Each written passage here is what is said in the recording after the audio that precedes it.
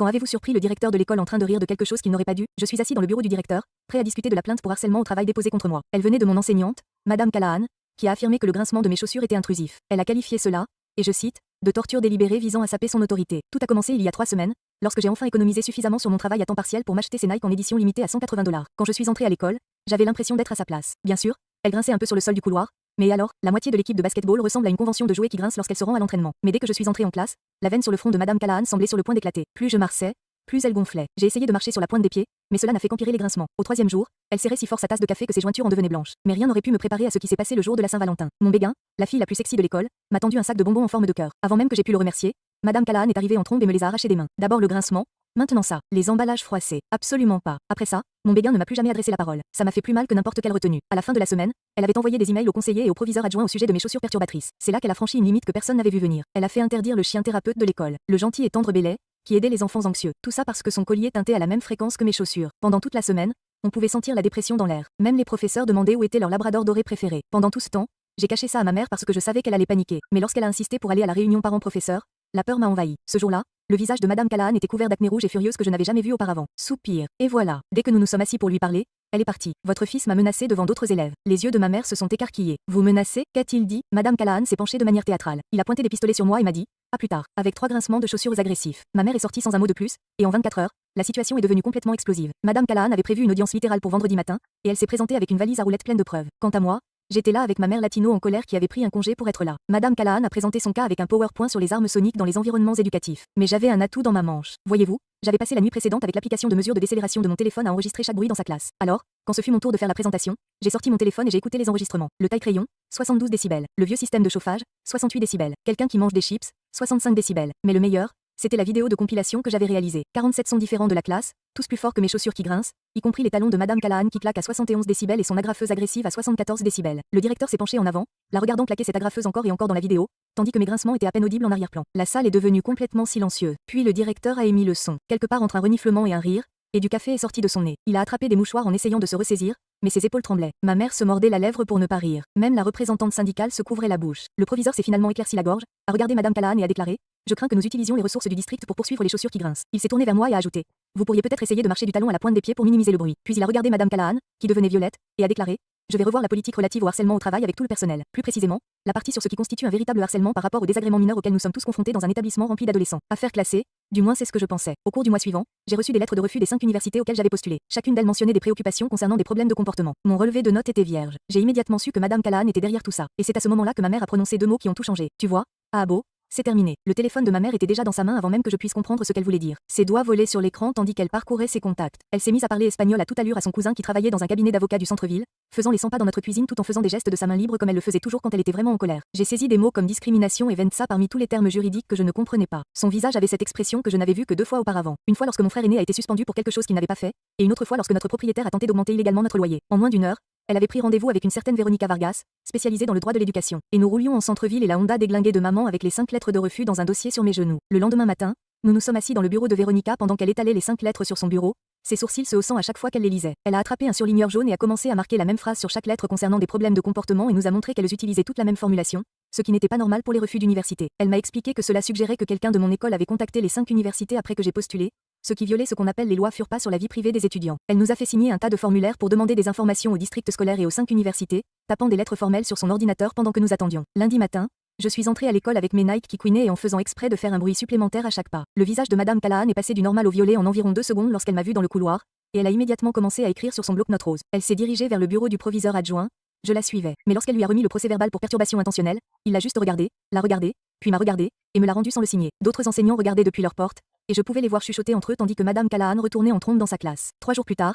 la conseillère d'orientation m'a appelé hors de la salle d'études et m'a fait entrer dans son bureau, en fermant la porte derrière nous et en parlant d'une voix étrange et chuchotante. Elle m'a dit qu'elle avait reçu des appels d'université lui demandant des nouvelles de mon dossier disciplinaire, ce qui n'avait aucun sens car je n'avais jamais eu de problème sérieux auparavant. Elle avait l'air vraiment mal à l'aise et n'arrêtait pas de tripoter son stylo tout en m'expliquant que Madame Callahan avait déposé une sorte de plainte officielle qui était désormais dans mon dossier permanent et qu'elle devait l'envoyer lorsque les universités appelleraient. J'ai sorti mon téléphone et j'ai appuyé sur enregistrer sans qu'elle s'en aperçoive, lui demandant de répéter ce qu'elle venait de dire sur le fait que Madame Callahan avait déposé des plaintes alors que mes candidatures avaient déjà été soumises. Véronica a déposé la plainte officielle auprès du district le lendemain, invoquant des représailles, de la diffamation et une violation de mes droits à l'éducation dans cet épais paquet de documents juridiques. Le district a désigné un certain Alan Hopkins comme enquêteur, et son assistant a commencé à appeler toutes les personnes concernées pour planifier des entretiens. Madame Callahan est soudainement tombée malade et a pris 3 jours de congé d'affilée, nous laissant avec des remplaçants qui n'avaient aucune idée de ce que nous étions censés apprendre. Ce soir-là, ma mère est allée sur notre groupe Facebook communautaire local et a posté cette vague question pour savoir si d'autres parents avaient subi des représailles de la part d'enseignants, sans citer de nom. En moins de 2 heures, la section des commentaires a explosé avec 17 parents différents partageant des histoires sur Madame Alahan remontant à 5 ans. Les captures d'écran ont commencé à affluer d'emails qu'elle avait envoyés, de plaintes qu'elle avait déposées,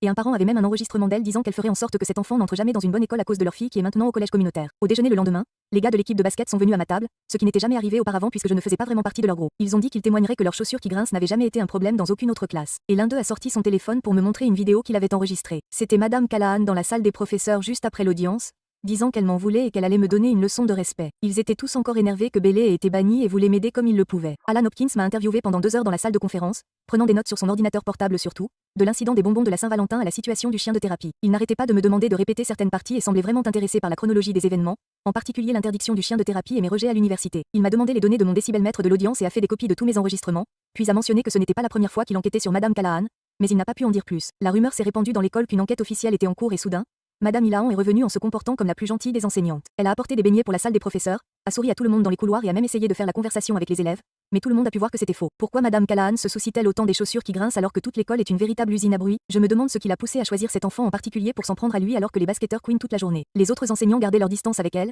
et la remplaçante qui la suivait nous a dit qu'elle n'avait laissé aucun plan de cours pendant 3 jours, ce qui était contraire au règlement de l'école. Véronica nous a appelé une semaine plus tard pour nous dire qu'elle avait reçu des réponses de 3 universités confirmant qu'elles avaient reçu des informations négatives à mon sujet alors que mes candidatures avaient déjà été soumises et en cours d'examen. Une responsable des admissions, Tamara Barrett, de l'État, était disposée à fournir une déclaration écrite expliquant à quel point il était inhabituel de recevoir des appels après la candidature concernant un étudiant et que les informations fournies ne correspondaient pas au profil de l'étudiant qu'ils avaient examiné. C'était exactement ce dont nous avions besoin pour prouver que Madame Callahan avait délibérément saboté mes candidatures à l'université alors que j'avais déjà postulé. Le lendemain matin, le secrétaire principal a appelé et a dit qu'il voulait me voir immédiatement. J'ai attrapé mon sac à dos et me suis dirigé vers son bureau dans le couloir vide. Il était assis derrière son bureau, l'air fatigué, et n'arrêtait pas de se frotter les tempes comme s'il avait mal à la tête. Il a fermé la porte et s'est rassis en poussant un profond soupir. Il a commencé à parler du fait que Madame Callahan enseignait depuis 15 ans et qu'elle traversait un divorce très difficile. Sa voix s'est calmée lorsqu'il a dit: on pourrait peut-être trouver une solution sans tous les avocats et la paperasse. Il n'arrêtait pas de dire des choses comme: elle ne voulait pas faire de mal et tout le monde fait des erreurs quand on est stressé. Je lui ai dit que je ne pouvais pas abandonner la plainte après ce qu'elle avait fait à mes candidatures à l'université. Ses épaules se sont affaissées et il a juste hoché la tête comme s'il savait déjà ce que j'allais dire. Quand je suis rentrée à la maison, ma mère était sur son ordinateur portable sur la table de la cuisine avec des papiers éparpillés partout. Elle a levé les yeux avec un grand sourire et m'a montré son écran. Elle a découvert que Madame Callahan avait utilisé son compte de messagerie scolaire pour contacter les universités à mon sujet. Chaque email qu'elle envoyait laissait une trace numérique dans le système de l'école qu'il ne pouvait pas supprimer. Véronica nous a appelé quelques minutes plus tard et nous a demandé d'exiger que le district préserve immédiatement toutes les communications électroniques. Ma mère a tapé la demande pendant que Véronica était encore au micro pour expliquer les mots à utiliser. Le service informatique est intervenu l'après-midi même et a commencé à extraire les enregistrements des serveurs. À la fin de la journée, Madame Callahan a été mise en congé administratif pendant qu'ils enquêtaient sur tout. Le lendemain matin à l'école, tout le monde parlait du départ de Bailey et de l'injustice de cette situation. Une fille de mon cours d'anglais a lancé une pétition pendant le déjeuner pour le faire revenir. Elle a installé une table près de la cafétéria avec une grande affiche de la photo de Bailey et des marqueurs à signer. En 1 heure, elle avait plus de 200 signatures et les enfants faisaient la queue entre les cours. Le deuxième jour, la pétition comptait 800 noms, dont certains enseignants qui ont signé alors que personne ne regardait. La chaîne d'information locale est arrivée après l'école et a interviewé les élèves au sujet de l'interdiction des chiens de thérapie. Ils n'ont pas mentionné l'enquête, mais tout le monde savait que quelque chose de plus grave se tramait. Les parents ont commencé à publier sur la page Facebook de l'école pour demander des réponses sur les raisons pour lesquelles Bailey avait été banni. La boîte de réception du conseil scolaire était inondée de plaintes de parents en colère. Alan a appelé Véronica 3 jours plus tard pour lui faire part d'une découverte importante. Il avait examiné mes dossiers scolaires et avait découvert que Madame Callahan avait modifié mes notes à 2 reprises après l'audience. Elle avait fait passer mon A- à B+ dans sa classe et avait changé ma note de participation d'excellente à satisfaisante. Ces changements étaient juste suffisants pour faire baisser ma moyenne générale en dessous du seuil d'éligibilité automatique à une bourse d'État. Il a continué à creuser et a trouvé 3 autres élèves qui s'étaient plaints d'elle au cours des 5 dernières années. Chacun d'eux avait vu ses notes changer juste après avoir déposé plainte, avec des baisses similaires qui avaient affecté son niveau scolaire. Le schéma était si clair que même le district ne pouvait plus l'ignorer. Alan a déclaré qu'il ajoutait tout cela à son rapport pour l'enquête de l'État. 2 jours plus tard,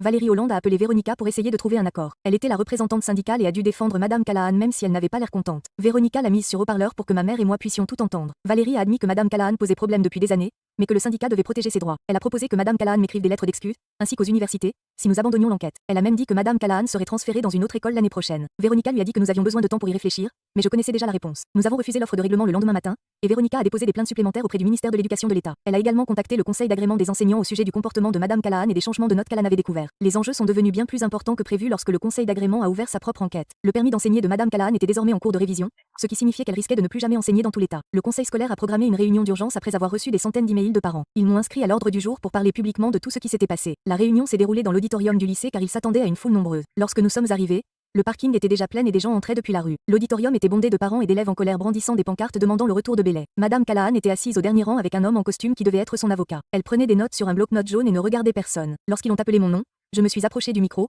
mon téléphone à la main. J'ai commencé par expliquer les chaussures et les plaintes pour harcèlement qu'elle avait déposées contre moi. Puis j'ai passé l'enregistrement que j'avais de la conseillère admettant qu'elle avait été contrainte d'envoyer des informations négatives aux universités. Toute la salle est devenue silencieuse, à l'exception de la voix de la conseillère qui résonnait dans les haut-parleurs. Les membres du conseil ont commencé à se regarder avec inquiétude, et l'avocat du district s'est penché pour chuchoter frénétiquement au directeur. Lorsque l'enregistrement s'est terminé, plusieurs parents se sont levés en criant que Madame Callahan devait être renvoyée immédiatement. Le président du conseil a dû taper du marteau pour que tout le monde se taise. Madame Callahan s'est soudainement levée et a exigé de parler, même si elle n'était pas à l'ordre du jour. Elle s'est dirigée vers le micro, les larmes coulant déjà sur son visage. Elle a commencé à parler de son stress et de ses problèmes de sensibilité au bruit qui rendaient l'enseignement difficile. Elle a affirmé que je l'avais délibérément torturée avec mes chaussures qui grinçaient, sachant que cela déclencherait son état. Elle a dit qu'elle essayait juste de protéger l'environnement d'apprentissage de tous les élèves. Personne dans le public n'a semblé convaincu et un membre du conseil a même levé les yeux au ciel pendant qu'elle parlait. Lorsqu'elle a terminé, le conseil a fait une courte pause pour discuter de tout. Ils sont revenus 15 minutes plus tard et le président a annoncé leur décision. Le conseil a voté à l'unanimité pour annuler l'interdiction de Bailey avec effet immédiat et il serait de retour à l'école demain. Ils ont également ordonné un examen complet de la conduite de Madame Callahan, y compris de tous les changements de notes qu'elle avait trouvés. Le conseiller a été chargé d'envoyer des informations corrigées aux 5 universités, expliquant l'erreur et confirmant mon véritable dossier scolaire. La foule a éclaté en applaudissements et en acclamations tandis que Madame Callahan a attrapé son sac et est sortie en trombe, suivie de son avocat. Le lendemain matin, mon téléphone s'est mis à vibrer comme un fou avec des emails provenant d'universités. 2 d'entre eux m'avaient déjà fait passer du statut de rejet à celui de liste de pondération après avoir obtenu les informations corrigées de notre conseiller. Mes mains tremblaient lorsque j'ai ouvert le 3e email de l'université d'État. La responsable des admissions, Tamara Barrett, avait appelé mon téléphone fixe et laissé un message disant qu'ils examinaient à nouveau ma candidature avec un regard neuf. Maman était déjà au téléphone avec Véronica pour lui parler de tous les emails qui arrivaient. J'entendais la voix de Véronica dans le haut-parleur dire quelque chose à propos de l'élan et du maintien de la pression sur le district. Le même après-midi, Alan s'est présenté chez nous avec un épais dossier de papier. Il les a étalés sur la table de notre salle à manger et a commencé à montrer différents documents du doigt. Il y avait des emails entre Madame Callahan et les universités avec des horodatage montrant qu'elle les avait contactés juste après notre première audience. Elle avait joint de faux rapports disciplinaires qui n'avaient jamais existé dans mon dossier scolaire. Alan avait également trouvé des changements de notes dans le système où elle avait abaissé mes notes dans les cours d'autres enseignants à leur insu. Une enseignante avait même déposé une plainte lorsqu'elle avait remarqué que son carnet de notes avait été modifié. Le rapport d'enquête recommandait le licenciement et indiquait que le district devait décider s'il fallait contester la recommandation ou conclure un accord avec nous. Les yeux de maman s'écarquillaient à chaque page qu'Hélène nous montrait. 3 jours plus tard, nous avons reçu un appel de quelqu'un que nous n'attendions pas. L'ex-mari de Madame Callahan avait retrouvé le numéro de téléphone de ma mère et voulait nous rencontrer dans un café du centre-ville. Il avait apporté un dossier contenant des documents judiciaires relatifs à leur divorce. Il nous a montré des textos et des emails dans lesquels Madame Callahan agissait bizarrement depuis des mois avant même que nos problèmes ne commencent. Elle l'appelait à toute heure, affirmant que les voisins faisaient du bruit pour la harceler. Il a essayé de lui demander de l'aide, mais elle a refusé de voir qui que ce soit. Il avait l'air vraiment fatigué et a dit qu'il s'inquiétait qu'elle soit en présence d'enfants, mais qu'il ne savait pas à qui le dire. Maman l'a remercié d'être venue, mais nous savions tous les deux que nous devions rester concentrés sur l'obtention de justice. Les avocats du district ont appelé Véronica la semaine suivante pour lui faire une offre de règlement. Ils voulaient me rembourser tous mes frais de candidature à l'université et écrire des lettres officielles à toutes les écoles auxquelles j'avais postulé. Parlons du karma numérique. Madame Callahan a utilisé les emails de l'école pour critiquer un élève et a signé son propre avis de licenciement à chaque clic sur le bouton d'envoi. Je suis sûre que laisser une trace écrite de son plan de vengeance ne l'était pas. Ils ont également proposé de payer un conseiller universitaire pour m'aider à traiter les candidatures tardives. L'accord comprenait des excuses publiques de la part du district et de nouvelles règles concernant les enseignants contactant les universités au sujet des étudiants. Madame Callahan serait mutée à un poste sans contact avec les étudiants. Véronica a qualifié l'offre de solide, mais a déclaré que nous devrions insister pour en obtenir davantage. Nous avons rencontré les responsables du district dans une salle de conférence de leur bâtiment principal. Maman a insisté pour que Madame Callahan n'ait plus jamais accès au dossier ni aux recommandations des élèves. Le surintendant du district a hoché la tête et a accepté d'ajouter cela à l'accord. Ils ont également inclus le paiement des cours de préparation au SAT et la garantie de lettres de recommandation positives du directeur et du conseiller. Véronica s'est penchée et a murmuré que c'était une victoire totale. Nous avons signé les papiers sur le champ. Le meilleur jour est arrivé lorsque Bailey est retourné à l'école. Les élèves avaient fabriqué des pancartes et des banderoles sur lesquelles était écrit Bienvenue, Bailey, et les avait accrochés partout dans l'entrée principale. Lorsque le chien de thérapie a franchi les portes d'entrée avec son maître, tout le couloir a éclaté en acclamations. Les enfants pleuraient, les traînant, tandis que les enseignants souriaient sur le pas de leur porte. J'ai cependant remarqué quelque chose de drôle. Au moins 5 enseignants portaient des baskets toutes neuves qui grinçaient bruyamment sur le sol. Ils sont passés devant le bureau du directeur en faisant autant de bruit que possible. Le directeur est resté là avec son café, faisant semblant de ne pas remarquer tous ces grincements. Même le concierge avait acheté de nouvelles bottes qui faisaient du bruit. 2 semaines plus tard, j'ai reçu l'email que j'attendais. L'université d'État m'avait accepté pour une admission à l'automne avec une bourse partielle. Tamara Barrett avait ajouté une note personnelle en bas. Elle disait qu'elle était impressionnée par la façon dont j'avais géré tout cela et qu'elle avait hâte de m'accueillir sur le campus. Dans les jours qui ont suivi, 3 autres universités ont annulé leur refus. L'un d'eux m'a même proposé une place dans leur programme d'études supérieures. Maman a pleuré en lisant ça. Nous sommes allés manger des tacos pour fêter ça et elle n'arrêtait pas de montrer les lettres d'acceptation à des inconnus au restaurant. Environ un mois plus tard, une de mes amies a repéré Madame Alahan dans le bâtiment du bureau du district. Elle travaillait dans une arrière-salle sans fenêtre, à saisir des données. La mère de mon amie y travaillait et a dit que Madame Ilahan déjeunait seule tous les jours à son bureau. Elle avait apparemment essayé de déposer une demande d'invalidité, affirmant qu'elle était sensible au son. Le bureau des personnes handicapées a rejeté sa demande. Certains enseignants d'autres écoles ont commencé à partager leurs propres histoires à son sujet en ligne. L'une d'elles a dit qu'elle avait essayé de faire renvoyer un enfant parce qu'il avait trop cliqué sur son stylo. Une autre a rapporté avoir verbalisé une fille pour ses bijoux bruyants. Puis tout a vraiment explosé lorsque les informations locales ont eu connaissance du rapport d'enquête d'Allen. Ils avaient utilisé une loi sur la liberté d'information pour obtenir tous les documents. L'histoire a été diffusée au journal télévisé du soir avec la photo de Madame Callahan juste à l'écran. La journaliste a parlé d'abus de pouvoir et a montré des captures d'écran de ses faux rapports disciplinaires. Les parents ont commencé à commenter sur les réseaux sociaux de la chaîne d'information leurs propres histoires d'horreur. Une mère a déclaré que Madame Callahan avait tenté de faire retirer le rôle d'honneur à sa fille parce qu'elle fredonnait. Un autre parent a déclaré qu'elle avait menacé son fils parce qu'il avait tapé du pied pendant un examen. Son nom a été en vogue sur les réseaux sociaux locaux pendant 3 jours d'affilée. Les gens partageaient des mèmes sur les chaussures qui grincent et faisaient des blagues sur sa sensibilité au bruit. Le district a envoyé un email à tous les parents pour leur dire qu'ils révisaient leur politique. Quelques semaines plus tard, j'ai été invitée à prendre la parole lors d'un atelier du district sur les droits des élèves. Ils voulaient que je parle de la lutte contre les abus d'autorité et de l'importance de tenir des registres. Maman s'est assise au premier rang et a tout enregistré sur son téléphone. Je leur ai montré des captures d'écran de tous mes documents et leur ai expliqué comment l'enregistrement de ces bruits en classe m'avait sauvé la vie. Après avoir terminé, au moins 10 élèves sont venus me voir pour me raconter leurs propres histoires de traitement injuste. Une fille a dit que son professeur avait également modifié ses notes.